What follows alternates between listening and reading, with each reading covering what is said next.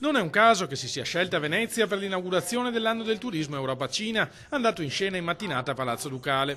Il ruolo storico di Porta d'Europa, conquistato ai tempi della Serenissima, non è mai venuto meno, come dimostrano i numeri dei visitatori provenienti dall'estremo oriente. Il turismo cinese pesa per circa 800.000 presenze all'anno qui in Veneto, cresce dell'11-12% ed è per noi una grande occasione, visto considerato che i cinesi in Veneto dal punto di vista turistico rappresentano la sesta comunità.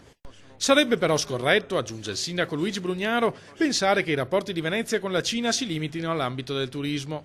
Queste giornate per noi sono una grande occasione di incontro con potenziali investitori e i capitali cinesi sono fondamentali nella rinascita di Porto Marghera come sito industriale. Ieri al Teatro La Fenice ho incontrato degli investitori cinesi per parlare di investimenti sui porti. Al seguito di questa giornata ci sarà una grossa riunione di investitori perché la Via della Seta è tutto un racconto diverso, economico, che mette la logistica al primo posto, una logistica avanzata. Questa è la vocazione di Porto Marghera, conferma il governatore Luca Zaia, e dobbiamo finirla con le suggestioni diverse. Perciò ho voluto fortemente la candidatura di quest'area a ospitare il polo scientifico per la ricerca sulla fusione nucleare. Dobbiamo investire su attività che siano ovviamente pulite, attività che non inquinino, attività che aprano un nuovo corso e una di queste attività io l'ho identificata al nuovo centro per la fusione nucleare.